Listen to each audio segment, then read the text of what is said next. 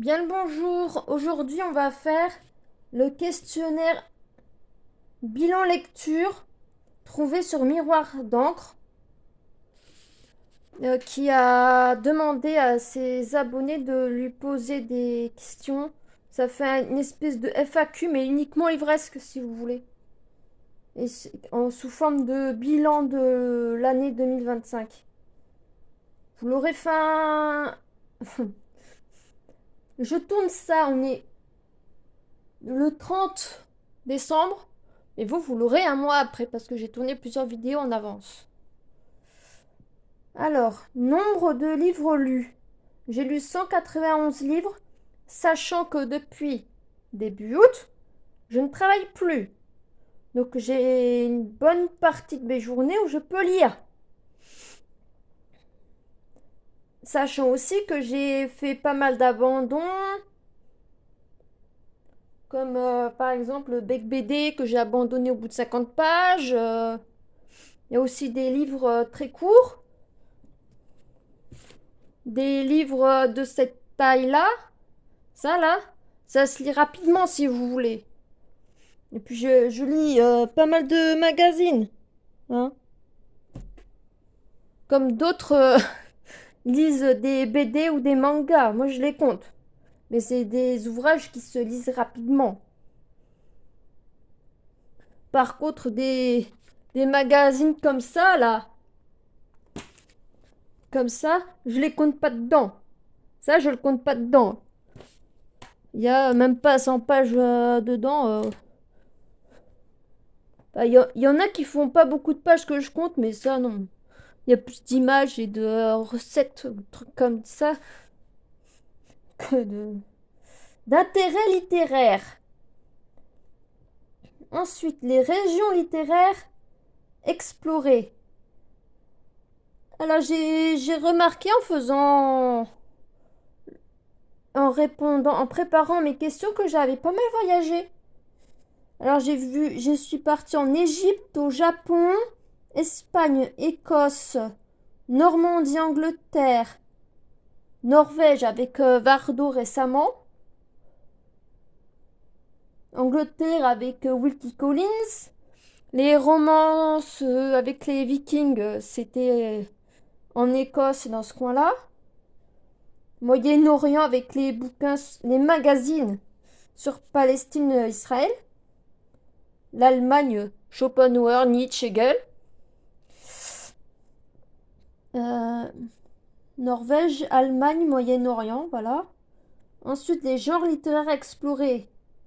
Les contes,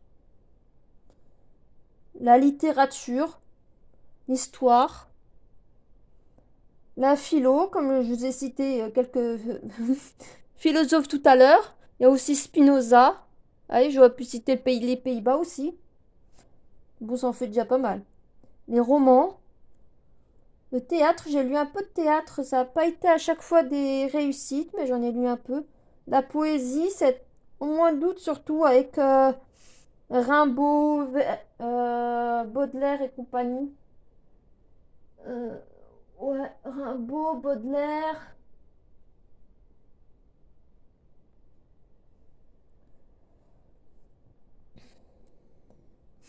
Poésie et comme je vous ai dit, les magazines. Les époques littéraires explorées du 19e siècle au 21e siècle, à peu près. Je pense pas que j'ai lu des... Ah si, c'est 17e siècle. Vardo, c'est à l'époque de Louis XIV. Les Graciers, si vous préférez. Le livre qui se passe au tréfonds de la Norvège. Le premier livre lu, Le fantôme de Canterville de Wilde. Tout petit livre. Format plus presque entre roman et nouvelle. Le plus gros livre lu, Les 1001 tableaux qu'il faut avoir vu dans sa vie. C'est ce gros bébé là, ici. Voyez, au-dessus j'en ai d'autres. Ils font pas la même taille. C'est celui-là le plus gros. Je l'ai lu plusieurs fois, mais vous voyez, Lui, il c'est pas mal gros, lui aussi, mais ils font pas la même taille. Bon, là, là, ça, ces quatre-là, là. Ça, c'est des livres qui se lisent en pas longtemps. Donc, si vous lisez ça pendant un mois, ça fait comme le challenge du souffle des mots. Petit mois, petite lectrice qu'elle organise en février. Vous mettez plein de livres comme ça.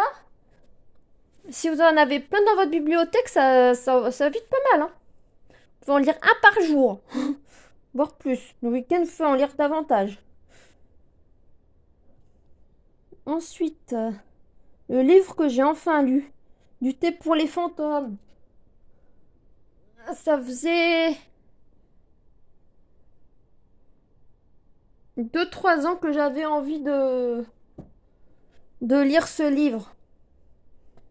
Je l'avais marqué dans mon carnet de livres d'envie. Oui, ça. Le livre qui m'a fait sortir de ma zone de confort. Ah ah. Vu que je lis assez varié, je sais pas. La seule question auquel j'ai pas trouvé de réponse. Ensuite, le livre qui n'a pas été lu.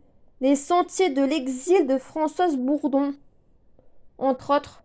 Plus les deux que j'ai cités dans le petit point sur ma pile à lire. Ça en fait 3.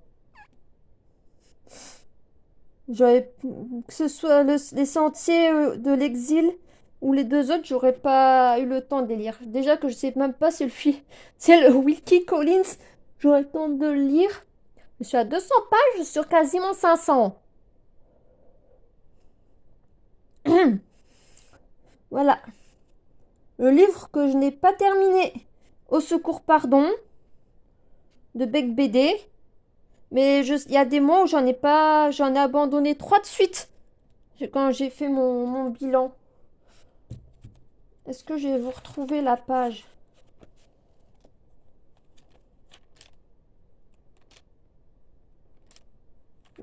Là, il y en a un.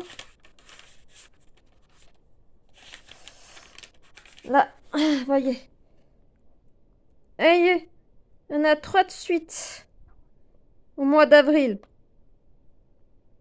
Mais je ne sais pas du coup à combien de pages je les ai abandonnés, j'ai pas noté. Il y en a que ça me marque, mais d'autres non. Regardez là. Encore 2 abandons. Youpi, ça veut dire c'est une abréviation sur les désherbages. 3 abandons. Voyez? Voilà.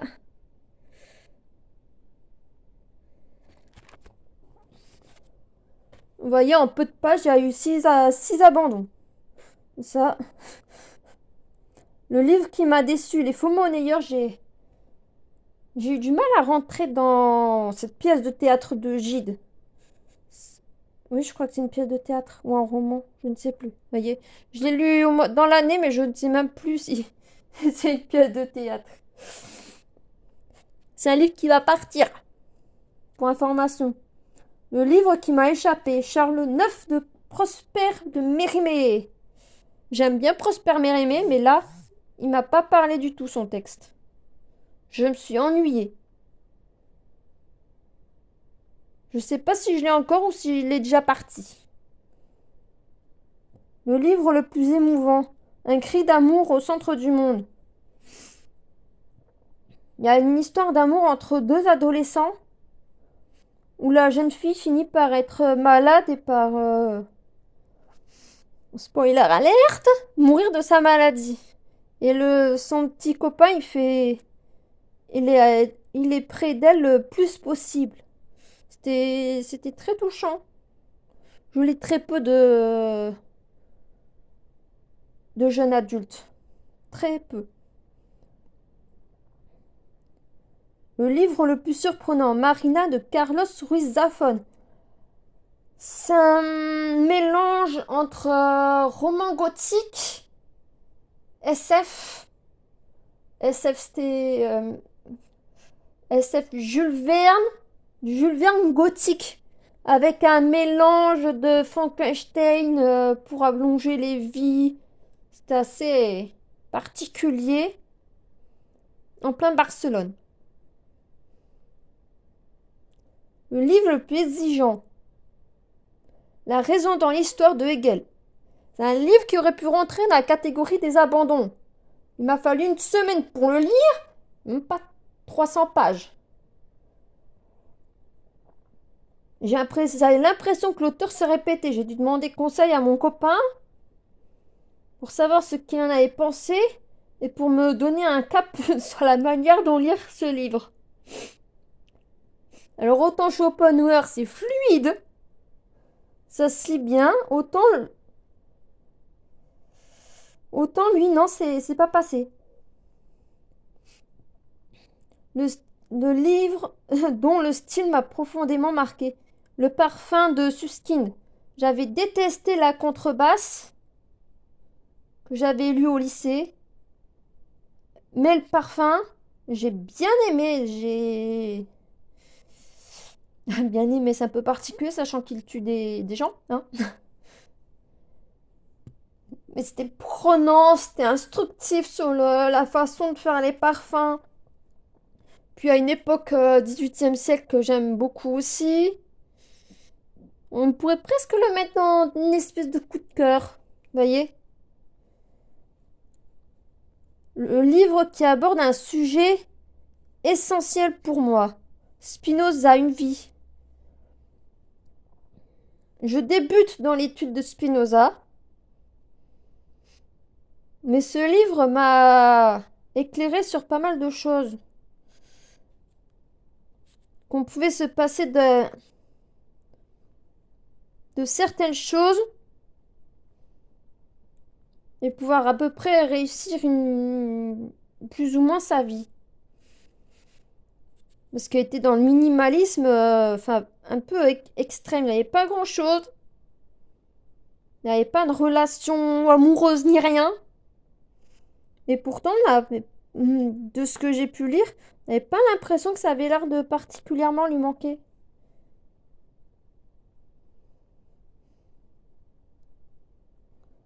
Ensuite, le livre qui semble avoir été écrit pour moi. Mhm.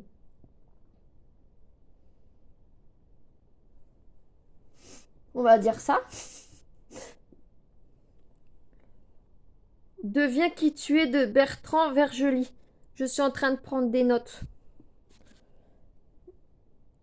Mais ça me parle beaucoup à la deuxième lecture, entre guillemets. J'apprécie mieux le livre à la deuxième lecture qu'à la première, limite. Parce qu'on est entre philo, romantisme, des trucs qui me parlent. Il parle autant au cœur qu'au cerveau, qu'au corps, l'âme, tout. Voilà. Le livre qui m'a fait le plus de bien. Comment être heureux de Schopenhauer. Oui, le philosophe le plus pessimiste, il parle de comment être heureux. En évitant les choses qui nous provoquent des emmerdes. Ne pas supporter les choses qui nous embêtent. Prendre du recul par rapport à ce qui se passe. Faire sa petite vie dans son coin. Ne pas se marier, ne pas avoir d'enfants. Tout ça. Le livre qui m'a provoqué le plus gros coup de blues après la lecture. Mylène de Royer. C'est une biographie sur Mylène Farmer où on apprend plein de choses sur sa vie, sur ce qu'il a inspiré dans ses textes. Du coup, on parle beaucoup de la mort, hein. Désenchanté, tout est chaos. Ouais. Le livre qui m'a fait tout oublier. La prisonnière du temps me faisait oublier le temps. J'étais complètement dedans. Lui aussi pourrait faire partie des coups de cœur au mois d'août. Que je recherchais si les peintres que l'autrice mentionnait pour savoir si c'était des pré-raphaélites ou si c'était inventé. J'étais dedans. Le livre qui m'a donné envie de tout plaquer. Là, on parle dans la philo. L'autre collaboration de Michel Onfray ou les origines de l'islamo-gauchisme. Ça m'a donné encore moins envie de lire certains auteurs, comme Sartre, par exemple, Merleau-Ponty. Après, il y a Simone de Beauvoir dedans, mais j'ai le sexe. Deuxième siècle, bien sûr. J'ai le deuxième sexe de Simone de Beauvoir que je compte lire pour savoir de quoi parle ce livre, pour être moins bête. Parce que juste, on ne naît pas femme, on le devient. Ça me semble un peu léger pour vraiment connaître ce texte. Ensuite, le livre dans lequel je voudrais me promener. Patrimoine, de l'édition pour les nuls, de